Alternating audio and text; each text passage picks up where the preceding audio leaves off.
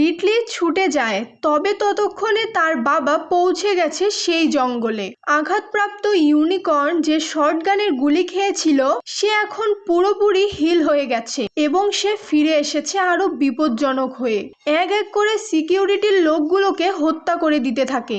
চোখের সামনে সহকর্মীদের মারা যেতে দেখে ইলিয়েট ও ওডেল কোনো মতে পালিয়ে আসে, তবে ওডেল থামে না। তার সামনে এসে দাঁড়ায় একসাথে দুটি ইউনিকর্ন। সে বলে, আমি এসেছি তোমাদের সিক্রেট জানার জন্য, যেমনটা তোমরা রিডলিকে জানিয়েছো।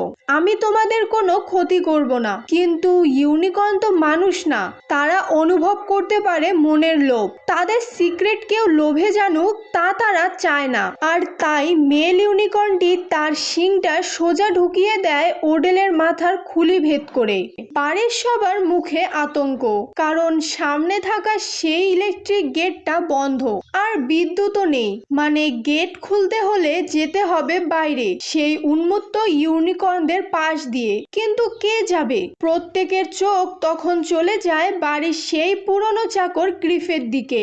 ভোট পড়ে যায় ওর নামে। গ্রিফ হকচকিয়ে যায়। বাইরে যাওয়া মানেই তো মরার দিকে পা বাড়ানো। তবুও কারো দয়া নেই, ওর হাতে কোনো রাস্তাও ছিল না।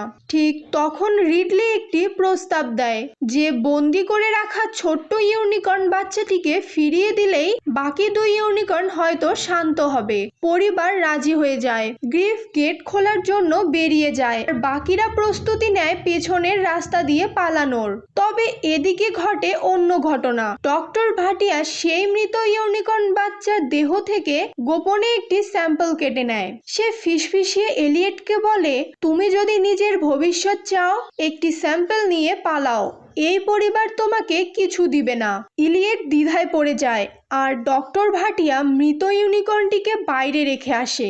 ভেবেছিল এবার সব শান্ত হবে, কিন্তু এটা ভয়ানক ভুল। দুটো ইউনিকর্ন এসে মৃত দেহের দিকে তাকিয়ে গর্জে ওঠে। তাদের চোখে আগুন, কারণ ওই মৃত দেহ থেকে কেউ শিংটা কেটে নিয়েছে। তাদের ঐশ্বর্য, তাদের অস্তিত্বের প্রতীক ছিনিয়ে নেওয়া হয়েছে।